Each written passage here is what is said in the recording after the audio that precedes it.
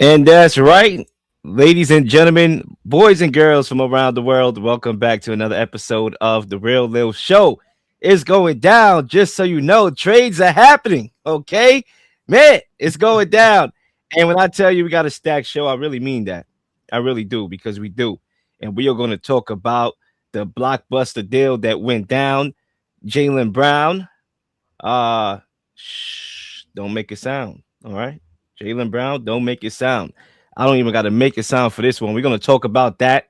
We're going to break that down. Who won the trade? You know, who won the Jaylen Brown trade? Philly or the Celtics? We're going to break that down. We also going to talk about the journeyman, okay? The journeyman, Mr. LeBron James, once again, okay? Traveling mercenary, all right? Should be a traveling missionary instead. All right, I'm just about ready for LeBron James to be a 7-day Adventist at this point, man. You're traveling to so many places, you might as well knock on doors and preach the word, okay? We're going to talk about LeBron James. He is ready to leave LA. We're going to break down where he should go, and we are also going to talk about the Eastern Conference. It's a bloodbath. Everybody's getting better. Everybody's chasing my New York Knickerbockers. Me and Lee is going to break down who has the best shot to dethrone the champs.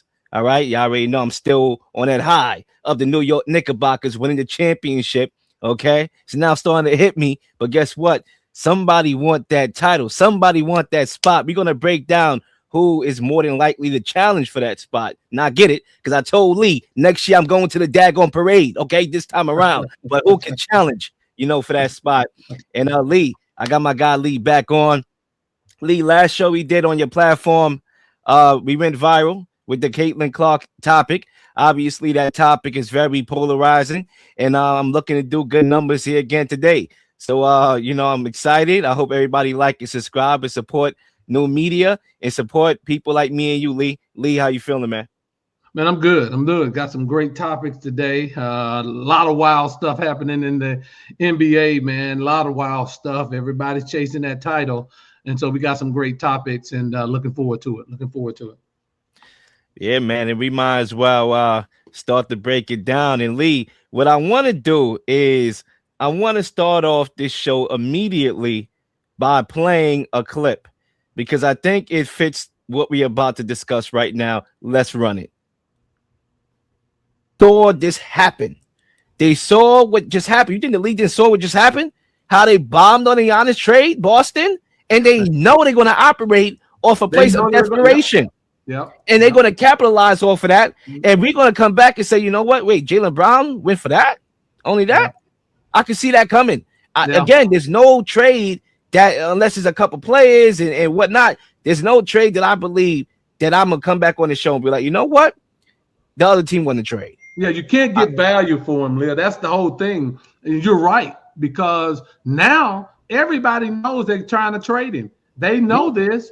And again, there's no trade out there that's going to yield a haul for the Celtics. That's what I'm saying. And going to take them to a level. All right. Well, Lil Shadamas is on the mic, Lee, per usual. And we are going to break it down. Who won the blockbuster 76ers Celtics trade involving Jaylen Brown and Paul George? The mic is yours. Yeah, I don't even think that it's even close. It's even close when you look at what the Celtics got back in the trade. You know, Paul George, 36 years old. I mean, I don't think Paul George has had a full healthy season in 7 or 8 years, right? Where he's played anywhere near 82 games and probably not 60 games, right? And so, Paul George had a good playoff series, one series really, and people thinking that he's back. No, Paul George is damaged goods at this point. Not saying he wasn't a great player. I'm not saying he can't have great moments, but in essence, what you're looking at is Paul George, because he has 2 years left on his contract. And you're looking at Jaylen Brown, who has 3 years left on that contract, being traded for each other. And Paul George has an option year at $53 million, Leo.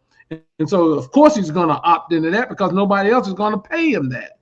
So Boston, what they got back, the two first rounders with the new draft lottery coming up in 27, that devalues some of those picks right there. And when you look at where Philly, with the way there's currently constructed with the addition of Jaylen Brown, where they'll be picking, it won't be a lottery pick anyway. So those picks, are not as important as some if he'd have went to a New Orleans or somebody like that. So Jaylen Brown for Philly, I love the matchup with what Philly has, him and Maxey. Throw Embiid in there, even though Embiid is hurt. But the key is, even when Embiid is hurt, with Excombe and Maxey and Brown playing together. They picked up Anthony Simons today. They got Phelan from Alabama, who is a good rookie, an explosive scorer. They got I think Dion White guy. They have Dion Cole, excuse me. They have a lot of pieces. I love what Philly got back in the trade, and certainly Boston has taken a significant step back. They got your boy Mitchell Robertson, but Mitchell is a great piece of a team. He wasn't even a starter. He's a great piece, and so I don't see. Paul George does fit what Boston likes to do as far as shooting the threes and things of that nature, but I just don't see any way where Boston can maintain the level in the Eastern Conference with all of the teams and what they've done. I don't see how they can maintain being in the upper half. I think Boston next year will be playing for play-in positioning as opposed to the top six positioning, and I like Philly. I like Philly a lot. So for me, it's a no-brainer. The 76ers won the trade. Yeah, the Celtics won the trade in my dreams. Okay, in my dreams they won the trade. All right, not in real life. All right, let me just be clear about that. I thought I would hit Lee with a little curveball right there. Know what I mean? But look, the reality is, and look, Lee, as I digress, right? As I digress, because when I saw this trade, just like the most people, what the hell is this? Are we under attack? Did we get hacked and now there's fake information going on? Initially was my reaction. What the hell is Brad Stevens smoking? Okay. Did he get a hold of Snoop Dogg? Like what's going on? All right. Did he get a hold of Wiz Khalifa? All right. What is this dude on? But then as the day went on today, and as I got on this show, literally about an hour right before this show, when I was just, trying to get into the real mode, which I am in right now, I'm thinking about the topic, and I said, you know what? To be fair, the Celtics are staying true for who they are. All right, they're staying true to who they are, for better or for worse. And it took me a whole day to realize that from that perspective, because I think one of the underlying things about this debate, when you're talking about the trade and who won or who didn't win, from the Celtics perspective, it's analytics, right? Which again could spark another debate within this debate when you talk about analytics versus the eye test, because analytically, Jaylen Brown has been, not an efficient basketball player analytically, right? And so in theory, the Celtics are better without him on the floor analytically, right? And we know that the Celtics are analytically driven team. Their mentality is a very simple mentality. Jack up more threes in the opposition, and we're going to win the game that way. And when it works, it works. When it doesn't, we see them blow a 3-1 lead against Philly, because there's more perspective. There's more to the game than just analytics. Now, obviously, you look at Jaylen Brown, and you do look at those analytical numbers. They were 9.4 per 100 possessions with JB off the floor. Now, in theory, like you brought up, Paul George is actually a better fit in the system of Joe Mazzulla, because he's a guy that's a 3-and-D guy at this stage of his career. So he can literally plug and play and literally be that marksman from deep. And one could argue he outplayed Jaylen Brown in the playoffs last year in the meeting that these two teams had. At least that's what I saw. But with that being said, the 76ers won the trade, and they clearly won the deal. Now, two things could be true at the same time, Lee, and that's why I want to start off there. Because although it may seem like I'm trying to give reason to what Brad Stevens did, I just want to give perspective. Because again, one thing that analytics don't do is give perspective. I want to give perspective right there. The Celtics are a team that follows the math. for better or for worse. They won a championship that way. They blew a 3-1 lead that way. They blew a 20-point lead against my Knickerbockers that way. That's just what it is. Now, the reason why the 76ers won the deal is because two things could be true at the same time. Although Paul George is a better fit in the system than Jaylen Brown, he is not a better player than Jaylen Brown. All right, the 76ers, what they were able to do and what they're able to do now is manage the regular season without Joel Embiid, because we all know that Joel Embiid is not going to play 82 games. Lee, there's a lot in this world that we cannot guarantee. This world is uncertain. But the one thing that me and you and everybody else can guarantee is that Joel Embiid is not going to give you a full 82. It's not happening. So guess what? Now you can manage the regular season. It gives you a better seeding where you're not a playing team. Now you can make the playoffs outright and give yourself a chance with a better seeding to be able to win in the playoffs. So you take that into consideration. The contract. When Paul George signed to go to Philly, I don't know about you, Lee. I thought that was an overpay then. And this was 2 years ago. All right. That was an overpay then. Now you're taking on the worst part of his contract, which is the back end of his career. He's 36 years old. And now he's set to make $110 million over the next 2 seasons. You're getting him at the worst time to get him at that deal. Now, again, you look at JB, he's in his prime. He just had his best season overall last year. And at worst, I thought the Celtics, although they whiffed on the Giannis trade, which I said in that clip that I started off on the show playing, that it was going to come back to bite them. They was not going to get a perfect deal. They was not even going to win the deal. I said it. So in theory, I feel like I'm asinine right now because I'm literally, barking on them. But the reason why I'm not barking on them fully is because I told you what was going to happen. Now, I would have hoped that at least, although they was never going to get a Giannis back, that they could have got an Evan Mobley, a center that they could use, that's better than Mitchell Robinson. Although Mitchell Robinson is a good pickup, that's another guy who's not reliable. So again, you got PG, you got Mitchell Robinson, and you're banking on their regular season ability because Tatum got to get help, right? I mean, yeah, sure. You expect this leap from Peyton Pritchard and whatnot. Derek White, we don't know which one we're going to get this year. Last year was an abomination. He couldn't have bought a 3 off the internet. So again, when you look at the picture in the full scope, I thought that they could have got an Evan Mobley, or they could have got, a bunch of role players that could at least serve them better. Yeah, sure. You don't got to get the big name. You don't got to get the name brand, right? Especially when he's older. You can get a ton of role players and surround that with Tatum and let him be the guy since you adamant that that's the guy. But, the Boston Celtics, they stay true to who they are, for better, for worse. But there's no doubt in my mind the 76ers won this trade today, and they will win this trade tomorrow. Yeah. 2 things I want to say, Lil. The owner that gave both Tatum and Jaylen Brown that $300 million contracts, those extensions, those max deals, of course, he's not there anymore. Sold the team, have new ownership. That's one thing. The second thing is I knew, and I said it before, that they weren't going to finish out that contract together. They weren't going to do that. There was no way that both of them were going to finish out that $300 million contract on the same team. It's just too much to pay 2 individuals. Now, if they had miraculously won the title again this year, that's a different conversation. By them getting bounced out in the first round, among other things, I knew that wasn't going to happen. So Boston, but they played their hand wrong. Look, there's no bad thing about striking out on Giannis.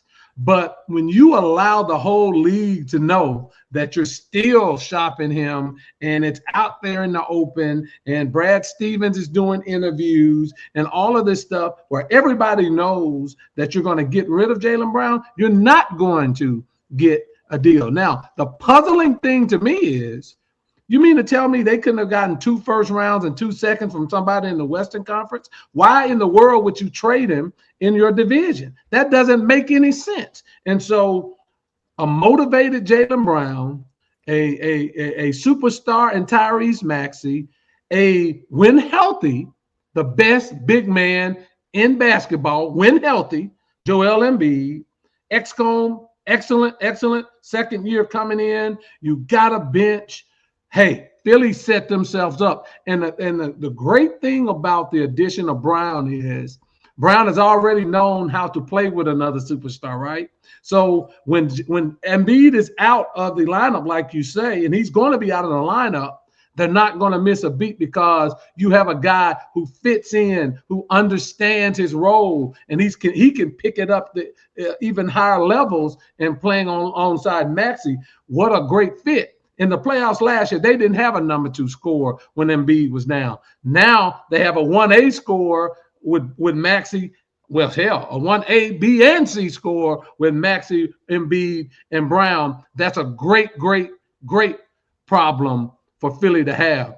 Philly's going to do well. Philly is rising in the East in my expectations. Great trade for the 76ers.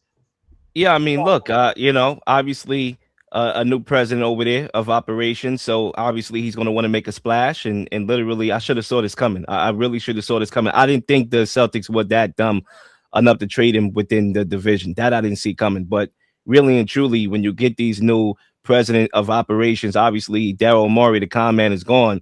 He's going to want to make a name for himself to look good, right? So this was that move. Now, I will say this. The Celtics basically are saying that we are doubling down with Tatum being our guy. We chose Tatum. Now, I don't agree with that personally.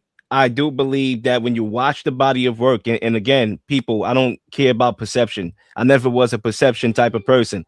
I'm an individual that I go by what I see with my own 2 eyes. And look, Tatum and Brown are 2 very good players, probably 2 of the top 12 players in basketball. Both of them is in that category.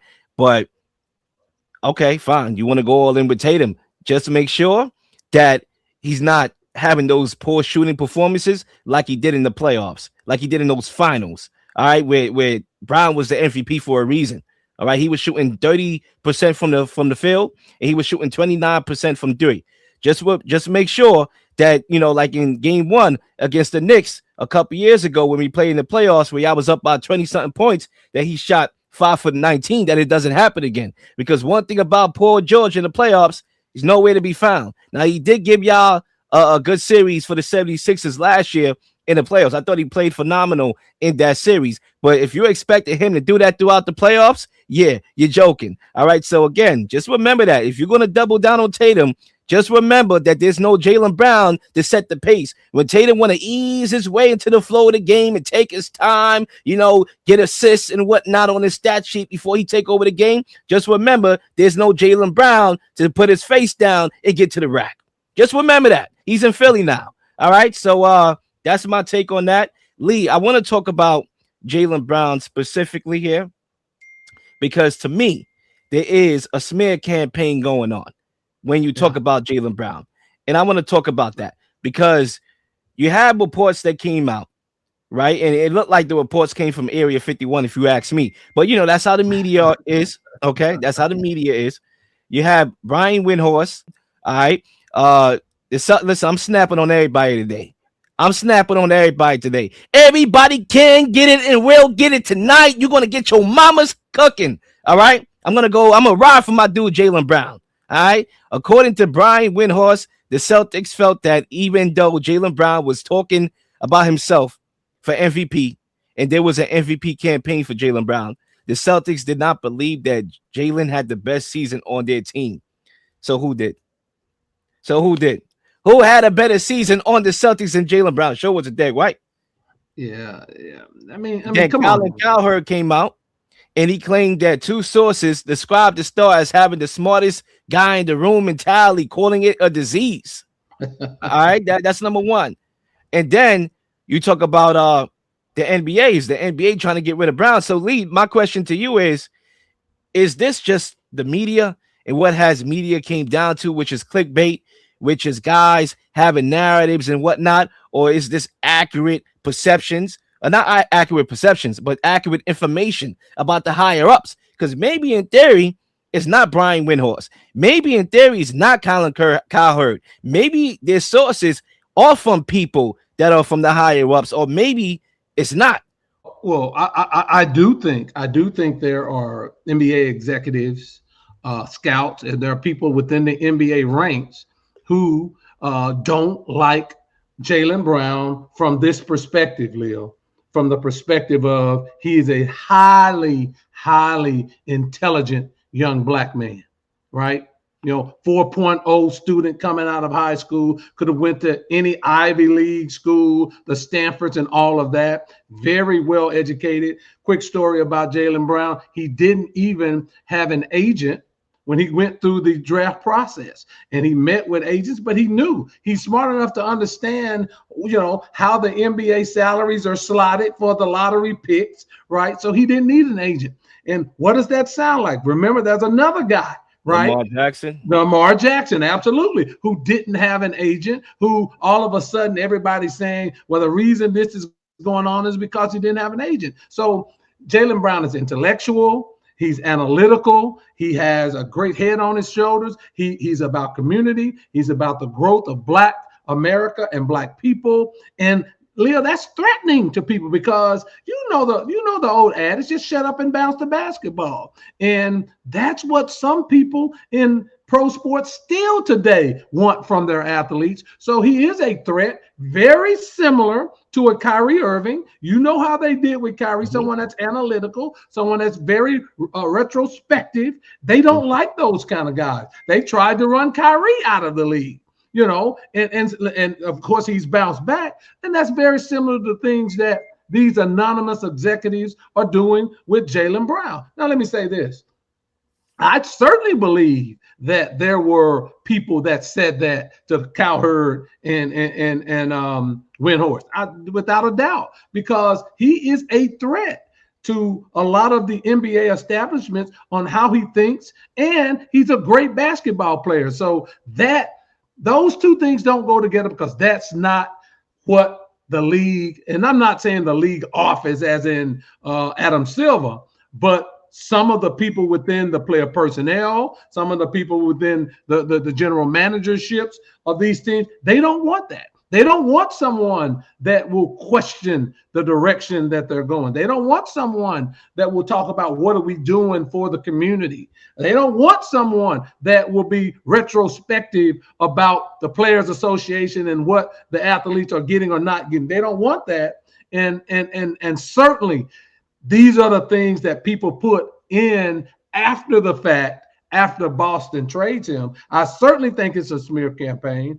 As a matter of fact, I'm positive of it. And now Jaylen Brown is one of my favorite players in the league. Because he's been you look at him and you look at all of the other people that, the young people, especially the younger athletes in the league, Leo, he stands far above them in his intellect and how he approaches the NBA. And then on top of that, he's a top 10 player in the league. So yeah, I think those reports are true, that people are trying to smear his name, trying to throw negative stuff. Why would Boston or anybody in their right mind think that Derrick Brown had a better season than Jaylen Brown? And let's be honest, they took that comment of this is the best season and just ran with it. Leo, he didn't say it was my greatest accomplishment as far as my season. He said personally the best season for him.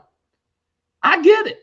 He was the number one option. He led the team to 59 wins. It probably was self-gratifying to him to come in, be the top dog, be the main dog on the team, and still have the accomplishments of getting the second best record in the East. Now, didn't finish it off, but people took that and ran with it as if he was saying anything against Jason Tatum. No, that's pitting two black stars against each other, because Boston had no intention, Leo, after they came up to see that maybe our time has passed, they had no intentions of ever really negotiating in fairness with Jaylen Brown. They tried to move him because they knew they did not want to continue to pay that money to him. And this is what happens. I think the Celtics did it. They used the media. Shame on them. And they'll get their just due this next coming season and the seasons after that.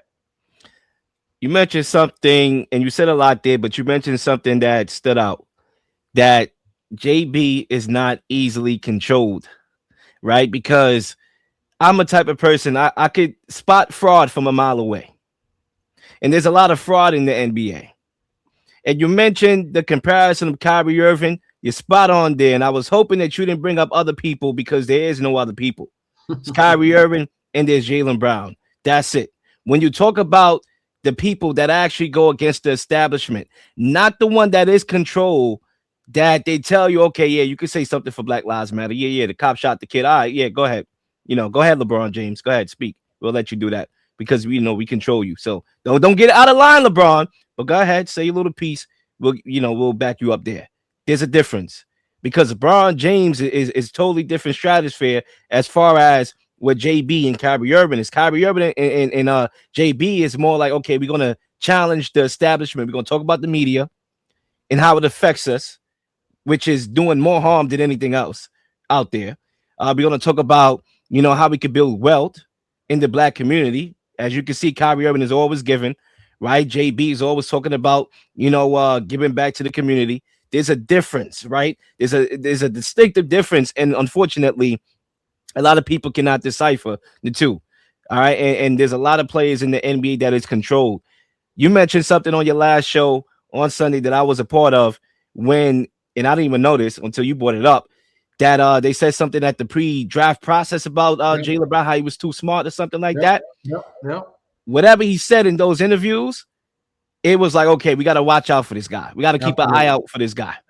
And that has been the case ever since. So, when it comes to Jaylen Brown and the smear campaign that's been going on with his name, that is legitimate.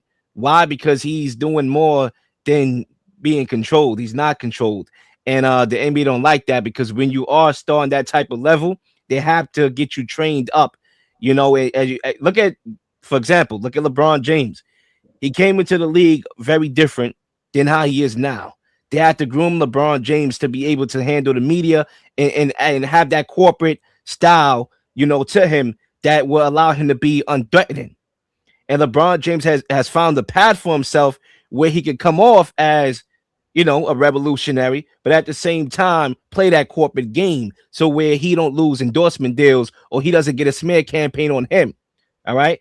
Jaylen Brown is more of, listen, I'm unapologetically who I am, and they don't like that. That's why Tatum could have these terrible playoff performances, these terrible shooting performances, get benched at Team USA by Steve Kerr, who didn't want to play this guy, and there's no campaign that's smeared on his name, right? Because guess what? He just goes to work. He bring his child to the game, and he just goes to work, and that's just what it is. So that's my thoughts on Jaylen Brown. Lee, if you got any last words on what I had to say about Jaylen Brown or what is going on with him, by all means, the mic is yours. You could wrap this up. I'll just finish with this, Leo. I don't think it's a cookie cutter way of how to maneuver yourself through a professional career. But what I will say about Jaylen Brown is he's so intellectually superior that he doesn't need all of the endorsements from the shoe companies, Pepsi, and all that stuff. He's more into investing, Wall Street, things of that nature. And so he is going to take his $300 million and, he's going to get a $142 million extension from somebody, right? And he's going to make his path a different way. I commend him for it. I say, go out. I'm a big Philly fan next year.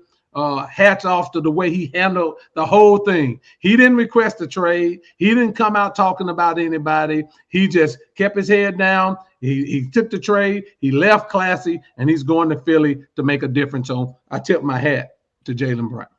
And the one thing you can say about Jaylen Brown is he's going to play basketball. Yep, absolutely. He's going to play a whole lot of it. At least 70 games. He played like at least 70 games last year. Is PG going to play basketball? Injuries, right? Yeah, we'll see. Absolutely.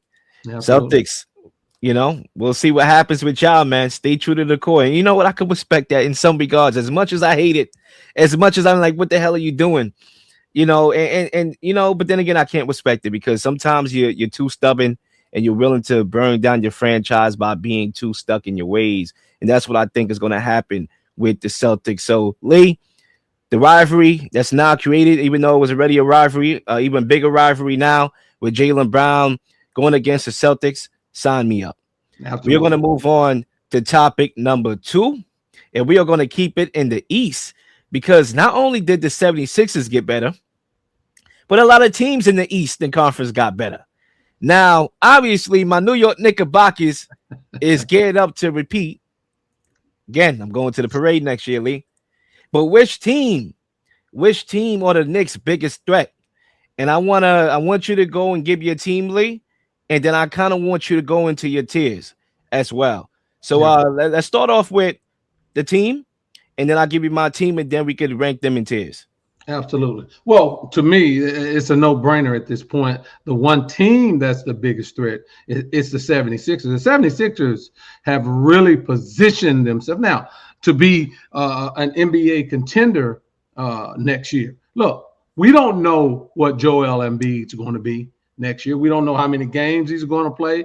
I hope, and I hope that it's finally a year where he gets his body into some type of shape that where he can play 60, 65 games. But what we do know is when he does play, he's still a dominant figure. He could be hurt all week long, come back, give you 30 and 15 and probably sit out another game and then come back and give you 32 and 15. So he performs when he plays. But the fact that they have Brown and they have Maxey and they have Mitchell and Simon's coming off the bench, they signed the Deion Cole, a guy from Cleveland. They have a team now. Now Yeah, it's Dean going to Wade. take Dean Wade. Yeah, they have a team now that it's going to take a little time just to roles and responsibilities. But that's why you have an 82 game season, Leo.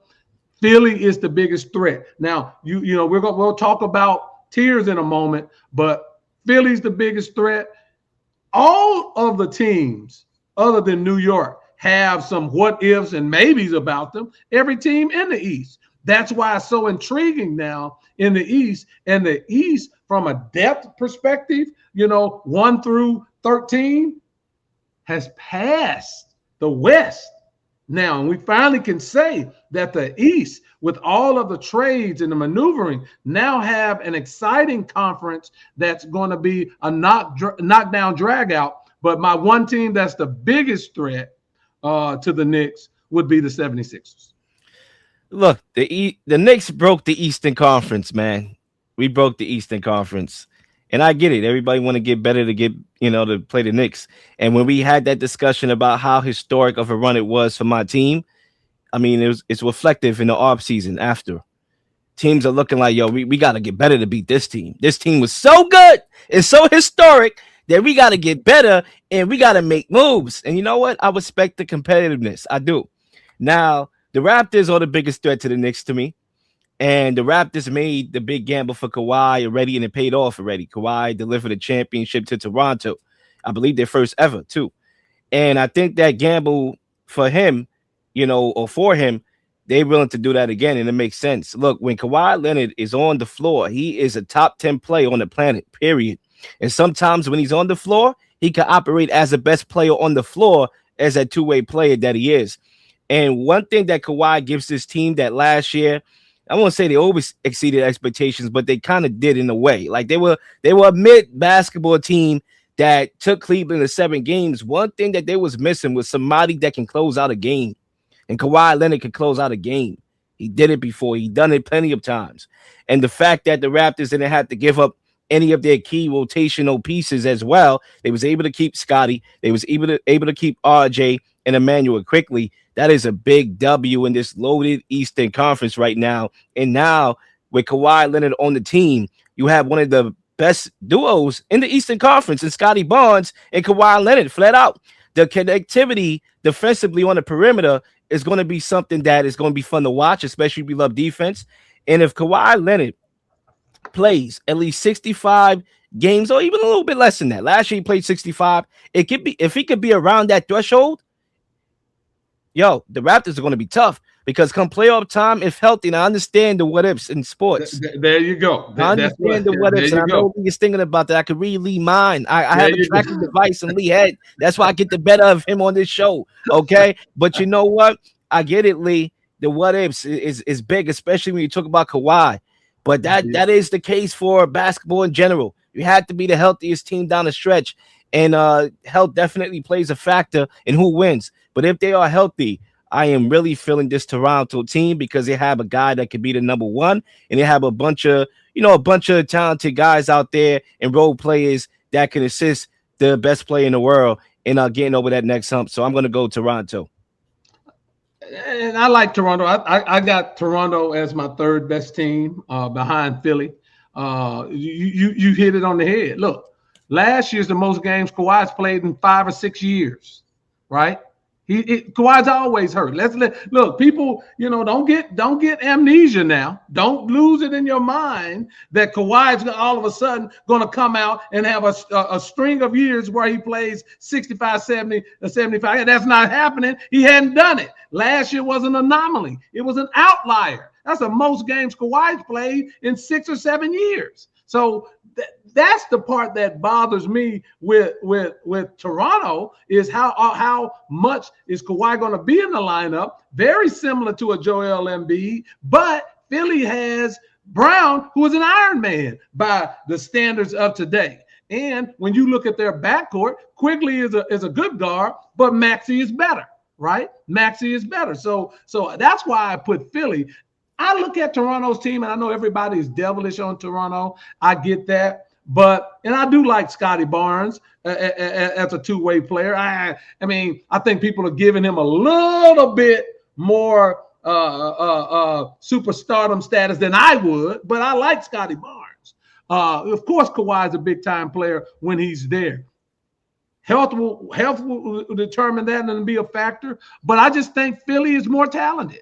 If we say this, there's health considerations for both Embiid and Kawhi. But if both of them play a considerable amount of games, let's say 60, 65 games, then Philly has the advantage because no one in Toronto can match up with Joel Embiid when healthy, when playing basketball. So that's why I give Philly the nod over Toronto. My top six, and I don't want to go into the play-in, but I still respect the Knicks, even though Leo, they hadn't been a repeat champion in 8 or 9 years. So you might as well digest that now that there haven't been a repeat champion in 8 or 9 years. That doesn't bode well for your New York Knicks. That's the first thing. But I'm going to give them the number one slot right now. I got New York 1. I got Philly 2.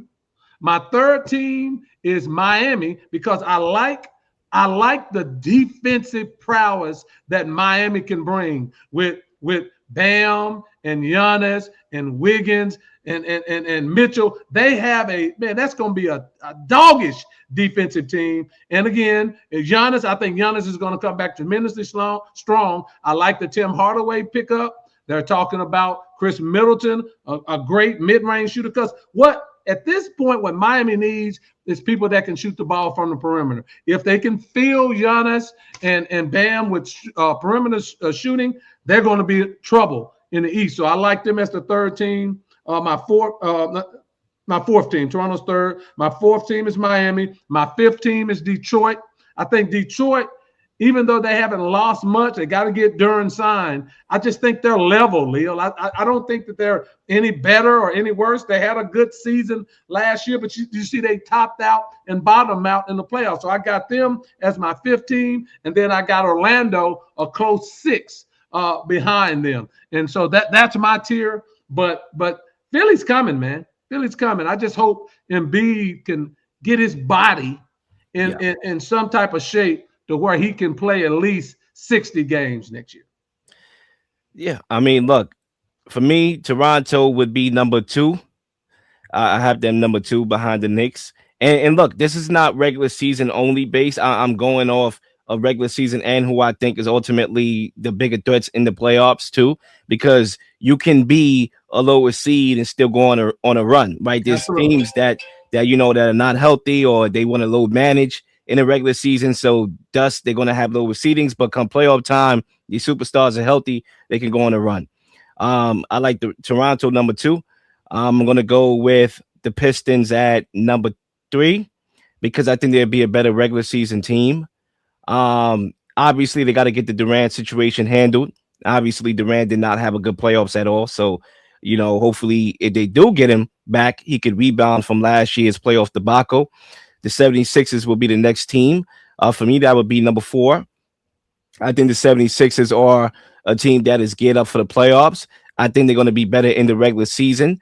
This time with Jaylen Brown being on the team, I am curious to see how Jaylen Brown and Maxey is able to fit together. But like you beautifully laid out, he had to adjust with playing with Tatum. That did take a while though, right? It did take a while for Tatum and Brown to gel. I remember they had that your turn, my turn type of style of basketball before, they was able to figure it out. So I like the 76ers there. And then I'll go to the tier 3. In the tier 3, I'm going to go with the Celtics. Even though they got worse, I still think they're going to be a decent team with Tatum. I still think they're going to be a playoff bound team as well. Their ceiling is capped now. Heat, I'm going to go with them as well in that category. And I don't have this in order, really. So when I go tier 2 and I talk about the Raptors, the Pistons, and the 76ers, really and truly, there's no order there. They're tier 2 for me. So you can mix and match those. The Knicks is tier 1, obviously. The Celtics are tier 3. The Heat for me is tier 3. The front court with Bam Adebayo and Giannis is going to be devastating. They still need to add more to the roster to me for me to believe that they're going to be a legitimate championship contender. And then you got to go with the Cavs because in the regular season, I left out the Cavs, right? the regular season they are consistent and they still got a good team, right? I just don't trust them in the playoffs, but in the regular season I do as well. So those are my tiers in the Eastern Conference. Yeah. Look, I think you two things. I think you definitely if Philly is healthy, Philly's going to be a terrible out for anybody they play. Now, certainly those are two big letters, the I and the F, with Embiid. But if that's the case, if we're going off of the assumption that everybody's healthy, then Philly's going to be a dog. Philly has a chance to go to the NBA Finals.